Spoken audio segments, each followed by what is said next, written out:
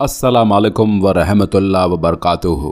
दोस्तों, ये वाक़या एक लालची और कंजूस शख्स की इबरतनाक मौत का है। जब उसकी कब्र में दौलत से भरा हुआ संदूक उसके साथ दफनाया गया तो उस पर कब्र का कैसा अजाब हुआ और कौन कौन उस अजाब की लपेट में आया, ये जानकर आप हैरान व परेशान रह जाएंगे और आपकी रूह कांप उठेगी। आप इस वीडियो को पूरा देखना और इस वीडियो को लाइक करके चैनल को सब्सक्राइब ज़रूर कर दें। कहा जाता है कि किसी ज़माने में एक कंजूस शख्स था जिससे उसके सब घर वाले बेजार थे। उसकी कंजूसी का आलम यह था कि घर का कोई फ़र्द बीमार पड़ जाता तो वो उसे डॉक्टर या हकीम के पास ले जाने की बजाय सबसे पहले टोटके और देसी नुस्खे उस पर आजमाता। बाज़ औक़ात उस शख्स की वजह से घर वालों को बड़ी शर्मिंदगी उठानी पड़ती, मगर वो अपने ख़ानदान का सरबरा था। उसे कुछ नहीं कहा जा सकता था। उसे दौलत से इतना प्यार था कि वो पहले एक लोहे के संदूक में उन पैसों को रखता और उस संदूक को लोहे के एक और बड़े संदूक में बंद करके चाबी को गले में लटका लेता। वो हर चंद मिनट के बाद उस चाबी को हाथ से छू कर देखता। उसकी बीवी और औलाद छोटी छोटी ख्वाहिशात के लिए तरसते रहते, लेकिन वो बहाना करके उन्हें टाल देता और कहता, देखो इस्लाम में फिजूल खर्ची मना है, और हवाला देता कि पैगाम रसूल अल्लाह सल्लल्लाहु ताला अलैहि वसल्लम है कि अपनी दौलत को बिना वजह खर्च ना करो। तो मैं तो इस्लामी उसूलों पर चल रहा हूँ और तुम बिला वजह मुझे बहकाती हो। गर्ज वो अपनी बीवी को अक्सर डांट दिया करता।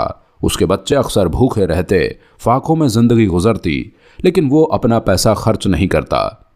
लेकिन क्या हमेशा जवानी रहती है? इंसान हमेशा जवान नहीं रहता। पहले वो बच्चा होता है, फिर वो बड़ा होता है और फिर बूढ़ा हो जाता है। तो वक्त गुजरता गया और जवानी पर बुढ़ापा गालिब आ गया। वो कंजूस शख्स जिसने अपने पैसों को बहुत संभाल कर रखा हुआ था, किसी की मदद भी नहीं करता था, सदकाओं खैरात भी नहीं करता था, अपने बीवी बच्चों को तरसाता था। अब उसको फिक्र हुई कि ये सारी दौलत जो उसकी पूरी ज़िंदगी का सरमाया है और उसने पूरी ज़िंदगी जमा की है, ये दौलत इसका क्या बनेगा? जाहिर सी बात है, मैं तो मर जाऊंगा, फिर ये किसके पास जाएगी? ये भी उसे बर्दाश्त नहीं हो रहा था। उसे इस फिक्र ने बुढ़ापे में भी उसे बेचैन रखा। वो हर वक्त गमज़दा रहता। उसकी बीवी उसके पास आकर कहती, क्या आप किसी बात पर गमज़दा हैं? क्या दुख है आपको? तो वो कहता कि देखो, अल्लाह ताला ने मुझे इतना नवाजा हुआ है, ये दौलत जायदाद जो मेरे पास है, जो मैंने जवानी से लेकर अब तक संभाल कर रखी हुई है, अपने पैसे को मैंने अय्याशी में नहीं उड़ाया, इसराफ नहीं किया। अब मैं सोचता हूँ बुढ़ापा तो आ चुका है और मौत तो यकीन ही है। मैं मर जाऊँगा तो ये दौलत जायदाद किसके पास जाएगी? तो उसकी बीवी कहने लगी, अल्लाह ताला ने इंसान को जब साहिब औलाद बनाया होता है तो यकीनन बिसरे में वो औलाद अपने बाप का माल पाती है, और आप जब इस दुनिया से चले जाएंगे तो आपका माल आपकी औलाद के पास आएगा। उससे ये बात बर्दाश्त न हुई। अच्छा, मेहनत मैंने की और मेरे बेटे बेटियां मेरे पैसों को खाएं? नहीं, ऐसा नहीं हो सकता। मैं किसी को अपना पैसा नहीं दूंगा। वाह, मैं ज़िंदगी भर मेहनत करता रहा, इतनी दौलत मैंने जमा की, इतने बड़े बड़े घर मैंने ख़रीदे, तुम सबको फ़ायदा पहुंचाने के लिए? मुझे फ़ायदा ना हो, ऐसा नहीं होगा। उसकी बीवी लाचार उसे देखती रहती है। आप जो कर रहे हैं गलत कर रहे हैं। आप नहीं जानते ये माल आपकी गर्दन में सांप बनकर लटक जाएगा। क्या फ़ायदा ऐसे माल को जमा करने का जो ना आपकी दुनिया में काम आया और आखिरत में भी आपको कोई फ़ायदा नहीं पहुंचाएगा। हाँ, अगर आप सदकाओं खैरात करते हैं, गरीबों की मदद करते हैं, बेवाओं यतीमों पर रहम करते हैं, तो अल्लाह ताला आपके इस माल को आपके लिए यकीनन फ़ायदेमंद बना देगा। लेकिन वो उसकी बात नहीं समझता। जी नहीं, मैं किसी पर कोई पाई नहीं खर्चूंगा। वो कुछ नहीं कर सकती थी, बस अल्लाह ताला से दुआ करती, या अल्लाह ताला, मेरे शौहर ने जितनी रकम जमा की है, जितनी जायदाद बनाई है, या अल्लाह ताला इसको ज़ाया होने से बचाना। बस वो दिन रात दुआ करती रहती। अब एक दिन ऐसा हुआ, उस आदमी की मुलाकात एक बूढ़े से हुई। उसने अपने आप को कहा, मैं बहुत बड़ा अल्लाह वाला हूँ, मैं जो कहता हूँ वो हो जाता है। वही देखकर कंजूस शख्स बहुत ज़्यादा मुतासर हुआ। उसने सोचा, मैं इससे मशवरा लेता हूँ, ये मुझे सही मशवरा देगा कि मैं अपनी दौलत को किस तरह संभाल कर रख सकता हूँ कि मरने के बाद भी ये दौलत मेरे काम आए। वो बूढ़ा जो कि अक्लमंद फ़कीर बना हुआ था, दरअसल निहायत शातिर और ठग था। इस तरह लोगों को धोखा देकर, बेवकूफ़ बनाकर वो उनसे पैसा हड़प कर जाया करता था। उसने देखा ये कंजूस शख्स इंतहाई बेवकूफ़ है। उसने उस कंजूस शख्स को अपनी चिकनी चुपड़ी बातों से अपना अकीदतमंद बना लिया। उसके साथी भी उसकी बहुत हिमायत करते, जो कहते हैं वही हो जाता है, तुम इन्हीं से मशवरा करो। तब उस कंजूस ने उस बूढ़े से अपनी दौलत और तमाम हालात के बारे में तस्करा किया और बोला, बाबा, मेरी मौत के बाद ये सारी दौलत और माल सब ज़ाया हो जाएगा, जिसका गम मैं बर्दाश्त नहीं कर सकता, जिसको मैंने उम्र भर संभाल कर रखा है, मेरे मरने के बाद क्या ये इस तरह ज़ाया हो जाएगा? तो जाली फ़कीर ने कहा, बेटा, तुम्हारी दौलत हमारी दुआ से दुनिया में भी तुम्हारे काम आएगी और आखिरत में भी। लेकिन वो कैसे? मैंने तो सुना है ये माल, रुपया, पैसा कुछ भी हमारे साथ नहीं जाता सिवाय हमारे अमाल के। तो वो फ़कीर कहने लगा, हाँ हाँ, ये बात बिल्कुल सच है। तुम खुद सोचो, तुमने जिसको इतने प्यार से संभाल कर रखा है, उस महबूब चीज़ को छोड़कर तुम ऐसे ही चले जाओगे? नहीं, हम तुम्हें एक ताबीज़ देते हैं। तुम हमारा ये ताबीज़ अपने सरमाए वाले डब्बे में, यानी जिसमें तुम्हारे पैसे और वो रकम रखी हुई है, उस संदूक में रख लो और मरने पर अपने अहलो आयल और बीवी बच्चों से वसीयत करके मरना कि तुम्हारे उस संदूक को तुम्हारे साथ ही दफन कर दिया जाए। हमारे दिए हुए ताबीज़ की बदौलत तुम्हारी दौलत अगली दुनिया में तुम्हारे साथ ही जाएगी, जिसे तुम वहाँ अच्छे मकासद के लिए इस्तेमाल कर सकोगे। उस जाली फ़कीर की बात शायद कोई भी यकीन नहीं करता, लेकिन जिसकी अक्ल पर पट्टी बंधी हो और इंसान का दिल स्याह हो जाए, मोहर लग जाए उसके दिल पर, और सारी उम्र दौलत की हवस में मुब्तला रहकर जिसने गुजारी हो, तो ऐसे अनोखे वाक़यात पेश आते रहते हैं। लिहाजा उस कंजूस ने बाबा जी की बात पर अमल करने का फ़ैसला किया। वो घर लौटा और अपनी बीवी के सामने वसीयत की, सुन लो ए बीवी, तुम्हें बहुत फिक्र है ना, मेरे मरने के बाद मेरी दौलत, मेरा रुपया पैसा, मेरी जायदाद किसी काम नहीं आएगी, ज़ाया हो जाएगी। लेकिन अब मैं वसीयत कर रहा हूँ, मेरे मरने के बाद तुम बच्चों को लेकर अपने बाप के घर चली जाना और मेरी दौलत वाला संदूक मेरे साथ दफना देना।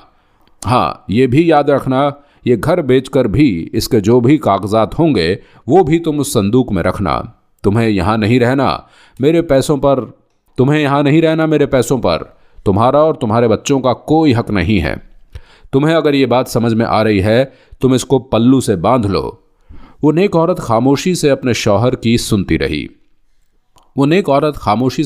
को सुनती रही थी कि किस कदर बेवकूफ़ इंसान है, यानी मरने की बात भी कर रहा है, मौत का भी यकीन है, लेकिन अपनी दौलत को छोड़ना नहीं चाहता। बीवी ने कहा, आपने जो बात कही मैं इस बात पर अमल करूंगी, लेकिन मुझे ये भी बताइए कि आपको ये मशवरा देने वाला कौन है? तो कंजूस ने कहा कि मुझे एक बाबा जी मिले थे, उनके बड़े मुरीद, बड़े चाहने वाले हैं। उनके मुंह से जो भी दुआ निकल जाती है वो कबूल हो जाती है। उन्होंने मुझे एक ताबीज़ दिया है और कहा है कि इस ताबीज़ की मदद से तुम अगली दुनिया में लोगों के लिए अच्छा बंदोबस्त करोगे, वहाँ पर तुम्हारा जितना दिल चाहे लुटाना। इसलिए ए बीबी, तुम मेरी बात सुनो, जब मैं मर जाऊं तो मेरी दौलत और जायदाद पर तुम्हारा और तुम्हारे बच्चों का हक नहीं होगा, या किसी का भी इस पर कोई एक पाई का हक नहीं होगा। तुम बस मेरी कब्र में इस दौलत को दफना देना।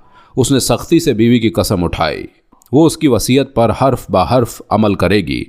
बीवी से ज़्यादा कौन उस कंजूस से वाकिफ़ था। उस औरत ने सारी ज़िंदगी अपने शौहर को मालो दौलत की हवस के लालच में मुब्तला पाया था, और कंजूसी की आदत की वजह से अपनी जायदाद ख्वाहिशात भी पूरे नहीं कर सकी थी। वो समझ गई ये आदमी अपनी मौत के बाद भी औलाद को इनके हक से महरूम रखना चाहता है। चुनांचे उसने वक्ती तौर पर खामोशी इख्तियार की। शौहर के कहने पर कसम खाई कि वो उसकी वसीयत पर अमल करेगी। चंद दिन गुजरे थे कि कज़ा आई और उस दौलत के पुजारी की रूह जिस्म से निकाल कर ले गई। कंजूस की मौत की खबर उस जाली फ़कीर तक भी पहुंची, जिसने घर पहुंचकर उसकी बीवी से कंजूस की वसीयत पूरी करने को कहा। बीवी फौरन अंदर गई। उस कंजूस आदमी का वो संदूक उठाकर लाई जिसमें उसने अपनी दौलत रखी हुई थी।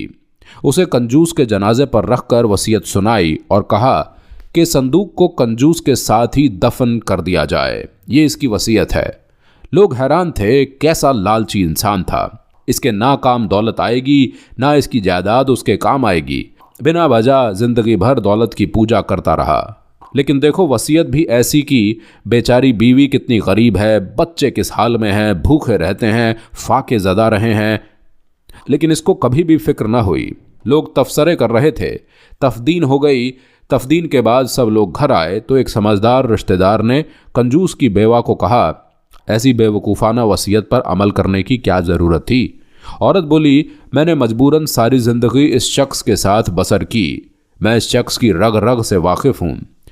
जिस वक्त इसने अपनी दौलत को साथ दफन करने की ख्वाहिश जाहिर की तो मैंने अंदाज़ा लगा लिया कि जिस बाबा ने इसको ये रास्ता दिखाया वही इसकी दौलत पर कब्ज़ा करना चाहता है। तो मैंने अल्लाह ताला का नाम लेकर दुआ की, या अल्लाह ताला, तुझसे बड़ा मुनसिफ कोई नहीं, तुझसे बड़ा इंसाफ करने वाला कोई नहीं कि तू चाहेगा कि मेरे बच्चों का हक इस तरह किसी और के हवाले हो जाए और मेरे शौहर का माल खाए है। इसने तो हमारा हक अदा नहीं किया, लेकिन तू सबसे बड़ा हकदार है। तू सबसे ज़्यादा हक अदा करता है। तू सबसे ज़्यादा हक अदा करता है अपने बंदों का। मेरे मालिक, मेरे शौहर के पैसों को इस तरह ज़ाया नहीं होने देना। मेरे बच्चे नादार रहें, मिस्किन रहें, ऐसा तो हरगिज़ नहीं चाहेगा मेरा मौला। किसी तरह बंदोबस्त कर दे। मैंने उस संदूक को दफना तो दिया था और कसम खाई थी, वादा किया था तो मैं झूठी नहीं साबित होना चाहती थी। वादा किया था तो मैं झूठी नहीं साबित होना चाहती थी। इसी वजह से उन पैसों को नहीं निकाला। लेकिन मुझे यकीन है कि वो पैसे जिन पर मेरे और मेरे बच्चों का हक है मेरे पास लौट कर आएंगे। तुम एक काम करो, तुम कब्रिस्तान जाओ और जाकर देखो कि वो ढोंगी बाबा वहाँ पर मौजूद है या नहीं, और देखना मेरे मालिक मेरे दुआ नहीं टालेगा। ये यकीन था उस नेक बीवी का। वो रिश्तेदार गांव वालों के साथ कब्रिस्तान पहुंचा। कब्र पर उसने एक अजब मंजर देखा। वो जाली बाबा उस कब्र के पास मौजूद था। लोग चुप करके उसको देख रहे थे। वो कब्र तो खोद रहा था, लेकिन अभी उसने कब्र को खोदना शुरू ही किया कि कब्र के अंदर से आग निकलना शुरू हो गई। वो आग आसमान से बात कर रही थी और अंदर से चीखों पुकार की आवाज़ आ रही थी। मुझे ये माल नहीं चाहिए, ये मेरे किसी काम का नहीं। उफ़, तौबा करता हूँ मैंने इसको इस्तेमाल नहीं होने दिया। मैंने अपनी बीवी बच्चों के हक़ को खाया। मैंने उनको कभी ये पैसा नहीं दिया। मैंने किसी की मदद नहीं की। मैंने सदकाओं खैरात नहीं किया। मैंने ज़कात नहीं दी। मैंने अपने माल को पाक नहीं किया। ऐ रब, तूने मुझे जो माल अता किया था, मैंने अपने बच्चों को भूखा सुलाया, उनकी नींदों को हराम किया। मेरे सामने बिलखते रहे थे, रोते रहे थे कि हमें भूख लगी है, लेकिन मैंने उनके मुंह में एक निवाला तक नहीं डाला। वो भीख मांग कर लाते थे और खाते थे, लेकिन मैंने उनकी मदद नहीं की। मुझे माफ़ कर दे। मैंने ज़िंदगी भर सिर्फ अपने आप को इस दौलत पर सांप बन कर बैठाया और आज ये सांप मेरे इर्द गिर्द लिपटे हुए हैं। या अल्लाह, मुझे इनसे निजात दे। लेकिन अब कोई भी सदा सुनने वाला नहीं था। क्या सुनता कोई सदा? अगर वो किसी की मदद करता, किसी गरीब की दुआ लेता, तो शायद वो आग उसको लपेटे में न लेती, उसकी कब्र फूलों का बाग बन जाती। लेकिन अब कुछ नहीं हो सकता था। और यही नहीं हुआ, वो जाली फ़कीर संदूक को बाहर निकाल चुका तो अचानक वो आग फिर से बुलंद हुई और जाली फ़कीर को भी अपनी लपेट में ले लिया। उसी कब्र में वो दोनों दफन हो गए। कहा जाता है आज भी उस कब्र में अजाब देने की आवाज़ आती है और चीखो पुकार होती है, ये दौलत मेरे किसी काम की नहीं। ऐ दुनिया वालों, ये दौलत किसी काम की नहीं। दौलत को सही जगह खर्च कर दो, ये तुम्हारे किसी काम नहीं आएगी। इस वीडियो में इतना ही। अल्लाह।